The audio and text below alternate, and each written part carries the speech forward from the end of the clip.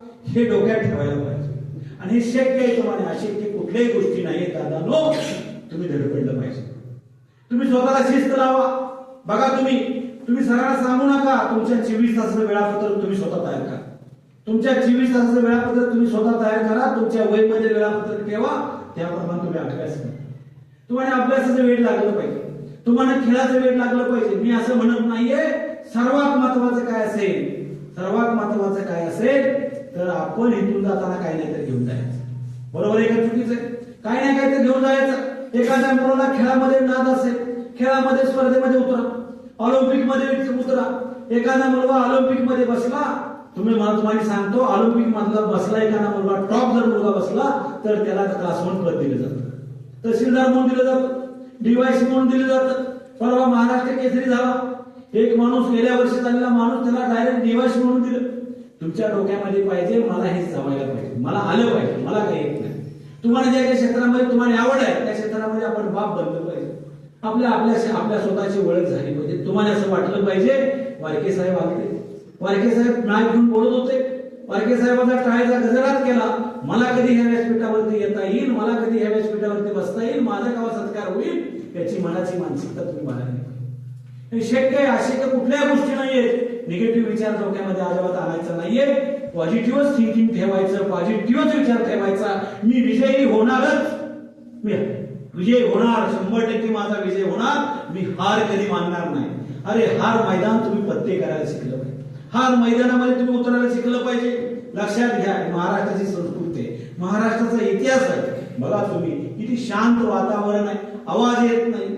ध्यानात ठेवा, एका निसर्गरम्य वातावरणात तुम्ही आहे. इथं वातावरण एकदम शुद्ध वातावरण आहे. तिथं असणारं पाणी असेल, इथं असणाऱ्या सगळ्या गोष्टी असतील. तुम्हाला मला सांगायचं आहे, तुम्ही वाढवा तालुक्यात, तुम्हाला माहित नाही पुण्यानंतर सर्वात जास्त एमपीसीच्या पोस्ट कुठे निघतात? पुण्यानंतर सर्वात जास्त पोस्ट आपल्या ईश्वरपूरमध्ये निघतात. ईश्वरपूर हे गाव कुठं आहे तर वळवा तालुक्याच्या क्रांतीमध्ये. तुम्हाला माहित नसेल तर सांगतो, जर ताटपाडी कवठेमहांकाळ तालुक्यातली मुलं शिक्षणासाठी येतात, तुम्ही जसं आलाय तशीच मुलं येतात. दादा डोक्यामध्ये आपल्या आता चक्र फिरलं पाहिजे. आपल्या डोक्यामध्ये इंस्टाग्रामचं चक्र नाही पाहिजे, व्हॉट्सअपचं चक्र नाही पाहिजे, मोबाईल बघायची नाहीये, टीव्ही बघायची नाहीये. लक्षात, टीव्ही नको, मालिका नको, पिक्चर नको, काही नको. फक्त आपल्या डोक्यामध्ये एकच चक्र पाहिजे, मी सुट्टी देणार, मी माझ्या वर्गात पहिला येणार, काय वाटत होऊन दे, मी केंद्रात पहिला येणार, मला मिळालं पाहिजे, मला सिद्ध पाहिजे. ध्यानात ठेवा दादानो, तुम्हाला उदाहरण म्हणून सांगतो, तुम्ही डोक्यात आणत नाही, तुम्ही डोक्यात आणा. बघा तुम्ही ठरवा. मला मुलांना विचारायचं, किती जणांचे 24 तास वेळापत्रक आपल्या वयामध्ये हात वर करा. तुम्ही ते ठेवा तुमच्या वयामध्ये. तुम्ही स्वतःला काय करा, त्या पद्धतीने अभ्यास करा, त्या पद्धतीने अभ्यास करा. मी आता जाताना सांगणार आहे, राठोड सरांना मी सांगणार आहे, मी आता बोलतो सरांना, तुमच्यासाठी एक अभ्यासिका जी असते ना, अभ्यासिका स्वरूपात एक वाचनालय म्हणून असतं. त्यामध्ये इंग्लिश पेपर, मराठी पेपर आणि पुस्तकं ठेवणार. त्यामध्ये शिवाजी महाराज असतील, बाबासाहेब आंबेडकर असतील, ए.पी. अब्दुल कलाम असतील, सावित्रीबाई फुले असतील. त्यांच्या वेळेला काही इंस्टाग्राम होतं का दादा? शिवाजी महाराज असताना इंस्टाग्राम होतं का? स्नॅपचॅट होतं का? व्हॉट्सअप होतं का? नव्हतं ना. पण त्या माणसानं क्रांती केली ना, त्या माणसानं क्रांती केली ना दादानो. मग आपल्याला शक्य आहे की नाही? आता सगळ्या गोष्टी अवेलेबल आहेत, आता सगळ्या गोष्टी अवेलेबल आहे. तुम्ही स्वतःला समजलं पाहिजे, मीच तो जागा एक आणि मीच विजयी होणार. ध्यानात ठेवा, हे शक्य आहे. अशक्य कुठल्याही गोष्टी नाही दादा, कुठल्या अशक्य गोष्टी नाही. निर्वास व्हायचं नाही. काही मुलं स्पर्धेमध्ये उतरतील, काही मुलं अभ्यासामध्ये उतरतील, पण तिने नाराज व्हायचं नाही. नापास झालं म्हणून नाराज व्हायचं नाही, स्पर्धेमध्ये हरलं म्हणून नाराज व्हायचं नाही, परत जोमान करायचं. मला सांगा, जिन्यावर येताना किती पायऱ्या दादा? मी या जिन्यावरनं वरती आलो, किती पायरे? एकदा पडल, दुसऱ्याला पडल, प्रयत्न सोडायचा नाही. लक्षात घ्या, प्रयत्न करायला पाहिजे. आपल्या महाराष्ट्रामध्ये अन्सार शेख नावाचा व्यक्ती 23व्या वर्षी आय एस अधिकारी झाले. 23व्या वर्षी आय एस अधिकारी झाले. वेटर म्हणून काम करायचा माणूस, वेटर म्हणून काम करायचा हॉटेलमध्ये. शिक्षणाचा वनवा, मुस्लिम समाजाचा मुलगा होता. वडिलांनी तर 7 लग्न केली, त्याला माहित नाहीये. वडील रिक्षा चालवायचे, मुलगा वेटर म्हणून काम करायचा. आणि वेटर म्हणून काम करत असताना, हॉटेलमध्ये वेटर म्हणून काम करत असताना 23व्या वर्षी ध्यानात ठेवा, 18 तास अभ्यास करत होता. किती तास अभ्यास करत होता? 18 तास अभ्यास करत होता. तुम्ही आता डोक्यामध्ये एकच पाहिजे, मला काहीतरी बनायचंय, मला काहीतरी घडायचं आहे. बघा तुम्ही घडताय का नाही? तुम्ही स्वतःला शिस्त लावून घ्या. तुम्ही जर स्वतःला शिस्त लावली काही प्रॉब्लेम येत नाही, काय सगळं प्रॉब्लेम येत नाही. माझ्याकडे आता एक मुलगी आहे, माझ्याकडे आता मुलगी आहे, मी नेक्स्ट टाइम जेव्हा तुमच्याकडे येऊ त्यांना घेऊन येऊ. शालिनी पाटील नावाची मुलगी आहे, 8वीला मुलगी आहे. ध्यानात ठेवा, इस्लामपूरमध्ये असणारी शिकणारी आमची आदर्श शाळेतली शालिनी पाटील नावाची मुलगी आहे. वडिलाला शेती नाही, वडील मजुरीला जातात, आई शिलाई काम करते. ह्या महाराष्ट्रामध्ये असणाऱ्या जमिनीमध्ये गुंठाभर जमीन नाहीये, राहायला घर नाहीये, पाड्याच्या घरामध्ये खोलीमध्ये राहतात. अनावत खवावाशी असणारी परत असणारी आमची शालिनी पाटील नावाची मुलगी कोरोनापासून आतापर्यंत 540 पुस्तक वाचलेली. मला तुम्हाला सांगायचं आहे, तिला महाराष्ट्राचा इतिहास माहित आहे, तिला महाराष्ट्राचा भूगोल माहित आहे, तिला छत्रपती शिवाजी महाराज माहित आहे, बाबासाहेब आंबेडकर माहित आहे, ए.पी. अब्दुल कलाम माहित आहे, सावित्रीबाई फुले माहित आहे. आपल्याला माहिती पाहिजे, आपल्याला माहिती पाहिजे. आपल्याला जर तुम्ही सुट्टीला गावाकडे गेला, तुम्ही सुट्टीला गावाला जाताय, तुम्ही ठरवा आज सुट्टीला गेल्यानंतर गावाकडे गेल्यानंतर ठरवा रोज मी इंग्लिशचे 10 शब्द पाठ करणार. सुट्टी द्यायची नाही, किती संग्रह वाढतोय बघा.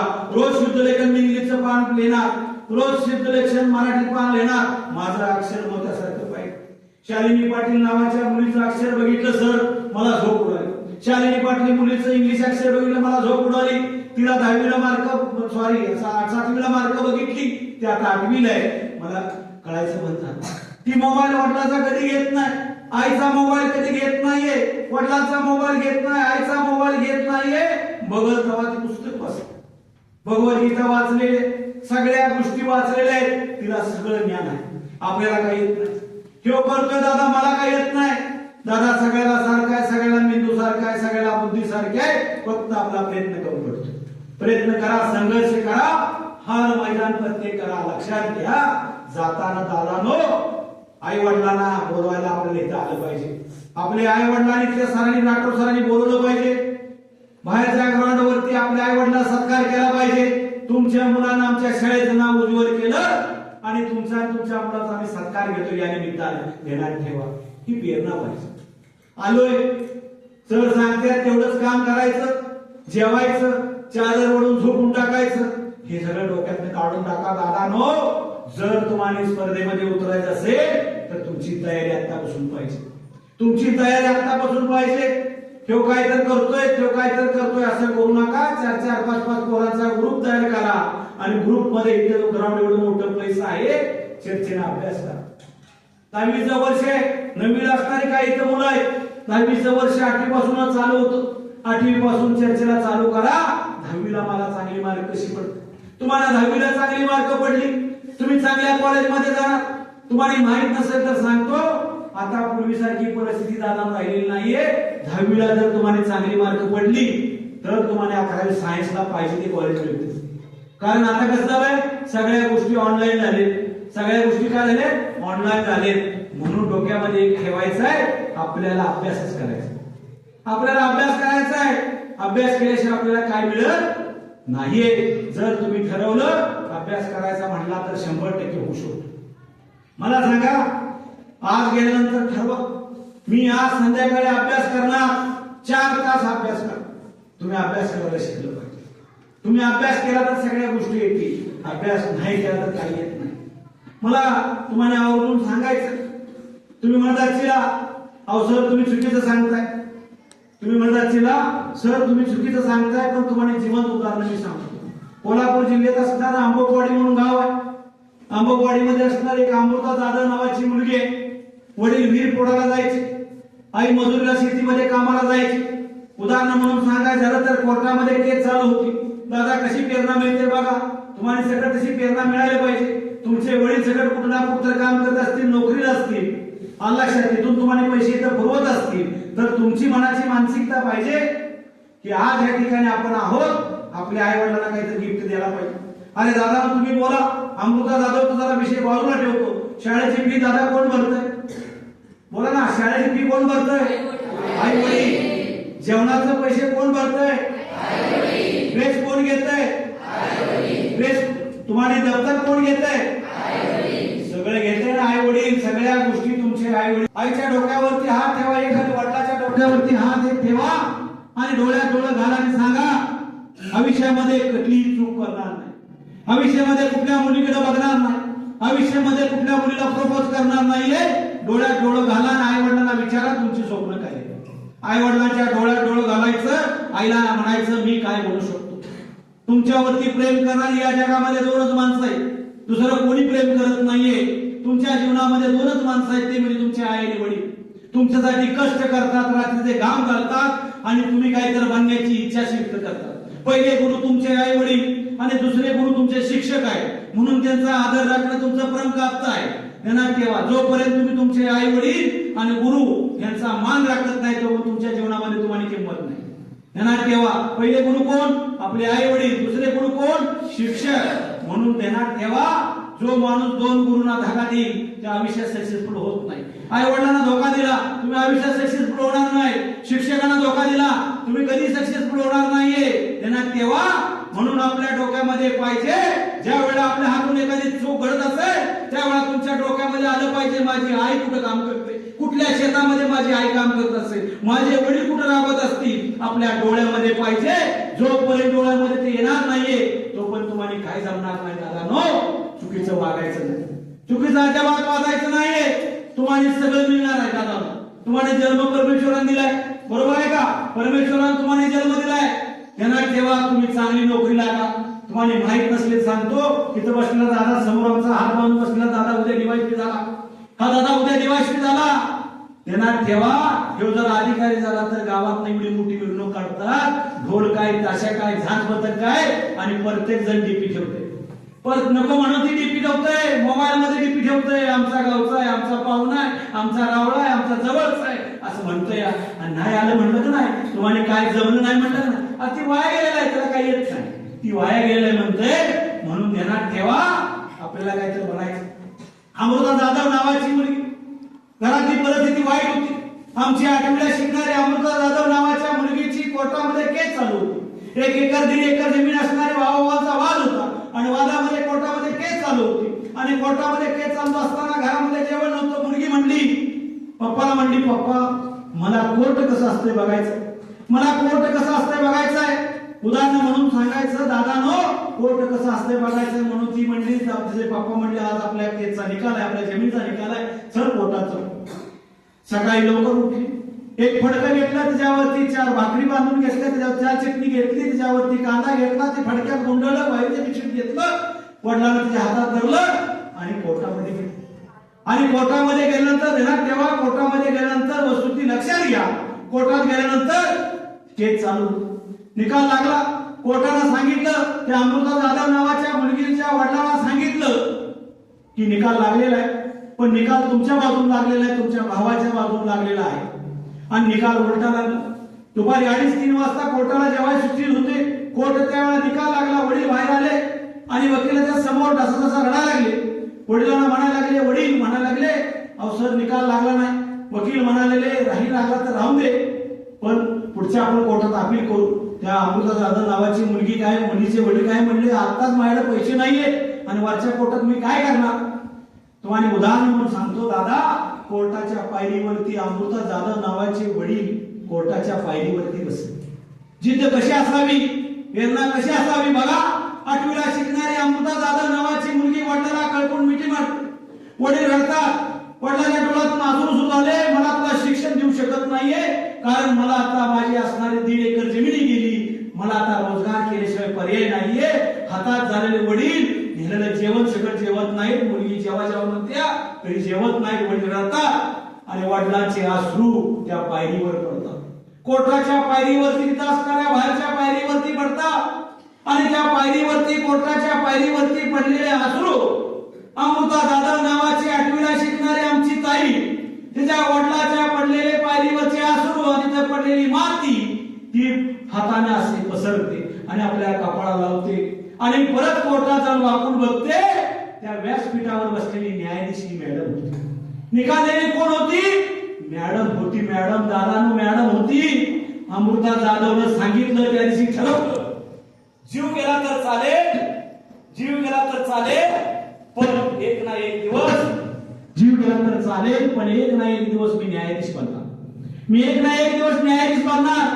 अमृता जाधव नावाच्या मुलगीनं 14 15 16 तास अभ्यास केले. उदाहरण म्हणून सांगायचं, क्लासेस लावले. 10वीला चांगली मार्क पडली, 12वीला चांगली मार्क पडली, LLB झाली. आणि LLB झाल्यानंतर दादानो तुम्हाला सांगायचा आनंद वाटतो. LLB झाली, LLB झाल्यानंतर त्याने न्यायाधीश परीक्षा दिली. परीक्षा अगोदर 3 वर्षे फक्त 3 तास झोपायची. किती तास झोपायची? 3 तास झोपायची. घरामध्ये वरच्या बाजूला जाऊन बसायची. बाथरूमला लागले तेवढीच खाली यायची, जेवायला खाली यायची. साधारण 17 18 तास अभ्यास करायची. अशी पाक मारायला टेक.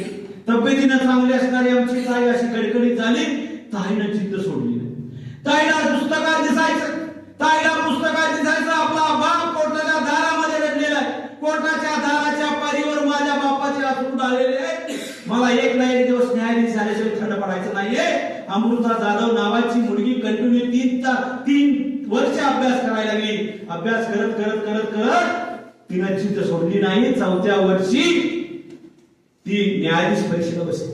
आणि न्यायाधीश परीक्षेला बसल्यानंतर अमृता जाधव नावाच्या मुलीचा कमी वयामध्ये मला तुम्हाला सांगायचं आहे, महाराष्ट्रामध्ये 5व्या क्रमांकाने पास आहे. न्यायाधीश म्हणून 5व्या क्रमांकाने पास. आणि दादानं ती मुंबईला गेली. काय माणसं 4 व्हीलर मधनं गेली. पोरीला घेऊन, पोराला घेऊन 4 व्हीलर मधनं एसी रूम काय सगळं काय. आणि आमच्या अमृता जाधव महाराष्ट्र शासनाची एसटी बसली गेली. आणि पुढे जमली रातभर एसटी प्रवास. आणि मुंबईत गेल्यानंतर तिची मुलाखत झाली. सकाळी संध्याकाळी 4 वाजता तिचा निकाल लागला. 5व्या क्रमांकाला तिचं नाव आलं. वडील खुश झाले, आई खुश झाली, एवढा आनंद झाला. पण अमृता जाधव नावाची मुलगी तिथे इष्टीत बसली आणि सकाळी कुठे पोहोचली? हातकणंगले कोर्टामध्ये. हातकणंगले कोर्ट आहे इथं कोल्हापूर जिल्ह्यामध्ये. हातकणंगले कोर्ट आहे. त्या कोर्टाच्या पायरीवरती गेले. ज्या पायरीवरती माझा बाप बसला होता, ज्या पायरीवरती माझा बाप रडला, त्याच पायरीतनं दर्शन घेतलं. आणि यशस्वी बहु म्हणले. तिथनं घरात आली तर 2000 माणसं. किती माणसं? 2000 माणसं. त्यांच्या तालुक्यातल्या पहिली न्यायाधीश, एवढ्या कमी वयामध्ये झालेली मुलगी पहिली न्यायाधीश. तर खासदार, आमदार, मोठमोठी माणसं आली होती. ढोल काय, ताशा काय, आवाज काय, गावात डिझेल काय, मिरवणूक काय. दादानो हे तुम्हाला करायचं आहे, हे तुम्हाला घडवायचं आहे. सरांना सगळं रस्त्यानं जाताना, इकडे असताना नाटो सरांना जाताना, इथं जाताना रस्त्यावरती तुमची सगळ्यांची पोस्टर लागली पाहिजे, बघितलं पाहिजे माणसानं. आज जर तालुक्यात येऊन इथं माणूस एखादी गोष्ट करतो आणि ह्या ठिकाणी जाणं येणारे सगळे नागरिकांनी बघितले पाहिजे. ह्या शाळेचा विद्यार्थी IAS अधिकारी झालाय, ह्या शाळेचा विद्यार्थी IPS अधिकारी झालाय, ह्या शाळेचा मुलगा तहसीलदार झालाय, ह्या शाळेचा मुलगा DYSP झालाय, ह्या शाळेचा मुलगा PSI झालाय. ही मनाची मानसिकता पाहिजे. जोपर्यंत तुम्ही करत नाहीये तोपर्यंत तुम्ही घडत नाही. जोपर्यंत तुम्ही करत नाही तोपर्यंत तुम्ही घडत नाहीये. आपल्या वर्गातला लहान मुलगा असेल तर त्याला तुम्ही भाऊ म्हटलं पाहिजे. काय म्हटलं पाहिजे? भाऊ म्हटलं पाहिजे, छोटा भाऊ म्हटलं पाहिजे. आपण हे काही कालासाठी आपण इथं आलोय. काय काळासाठी आपण इथं आलोय? आपलं इथे शिक्षण पूर्ण झालं की आपण जाणार आहोत. पण शाळेबद्दल पूर्तता पाहिजे. भविष्यात तुम्ही जर अधिकारी झाला दादानो, भविष्यात जर अधिकारी झाला, इथं लावलेलं एक छोटस रोपट आहे. इथं लावलेलं एक छोटस रोपट आहे. तुम्ही भविष्यामध्ये प्रशासनामध्ये अधिकारी झाला तर तुमच्यासारखी भरपूर अशी मुलं आहेत की ते शिक्षणापासून वंचित, भरपूर अशी मुलं आहेत. म्हणून शाळेच्या बाबतीत तुमची आदरयुक्त पाहिजे. ज्या वेळेला तुम्ही प्रशासन अधिकारी व्हाल त्यावेळेला निश्चित शाळेला भेट द्या आणि सरांना सांगा, सर प्राथमिक सर तुम्ही शिकवलं म्हणून मी उच्च थरावर पोहोचलो. आज माझ्याकडून तुम्हाला काय अपेक्षा? सरांना ती अपेक्षा तुम्ही पूर्ण करून द्या. लक्षात घ्या, तर जीवनामध्ये आपण सक्सेसफुल होऊ शकतो. हे ज्ञानदानाचं मंदिर आहे, हे पवित्र ठिकाण आहे. इथं ज्ञानदानाचं काम केलं जातं. इथं असणाऱ्या सगळ्या गोष्टी तुम्हाला सगळ्या गोष्टी मिळत राहतात. म्हणून तुम्हाला एकच सांगायचं दादानो, जाता मी एकच सांगतो, तू तुझ्या जीवनाचा शिल्पकार आज दुसरं कोणी नाही. तुम्ही आजपासून ठरवा संध्याकाळी किती वाजता झोपतो दादा? 10 वाजता झोप. 12च्या आत तुम्ही झोपणार नाहीये. आजपासून ठरवा 10 ते 11 आणि 11 ते 12 अभ्यास करा. बघा तुम्ही सकाळी किती वाजता उठतो दादा? 5 ला उठतो, त्याच्या अगोदर उठा. तुम्ही स्वतः उठायची सवय लावा, उठवायची गरज नाहीये. तुमचं वेळापत्रक तुमच्या वयामध्ये ठेवा. बघा तुम्ही सक्सेसफुल होताय का नाही. प्रत्येक गोष्ट शक्य आहे. तुम्ही मला सांगा, तुम्ही पळत होता दादा, तू सुरुवातीला आलास, इथं आल्यानंतर किती पळत होतास तू, इथं बंद केला की तुला दम लागायचं, आणि आता कुठं जातोयस, आता कुठपर्यंत जातोयस, नागावपर्यंत जातोयस का नाही, आता दम लागतोय का नाही. कशामुळं? सरावमुळं. बरोबर आहे की नाही. तसा अभ्यासाचा सराव करा, तुम्हाला दम नाही लागला पाहिजे. परीक्षा केंद्रावर गेलं पाहिजे कुठल्या शाळेचे विद्यार्थी, असं शिस्त ठेवा, असं वर्तन ठेवा. आपल्या शाळेचं नाव, आपल्या गावाचं नाव, आपल्या जिल्ह्याचं नाव आणि आपल्या राज्याचं नाव तुम्ही निश्चित यशस्वी करा, अशी मी या ठिकाणी अपेक्षा बाळगतो. सरांनी वेळात वेळ काढून सर्व अरेंजमेंट केली. सरांना धन्यवाद देतो, संस्थापकांना धन्यवाद देतो आणि सर्व स्टाफना धन्यवाद देतो आणि थांबतो. जय हिंद, जय महाराष्ट्र.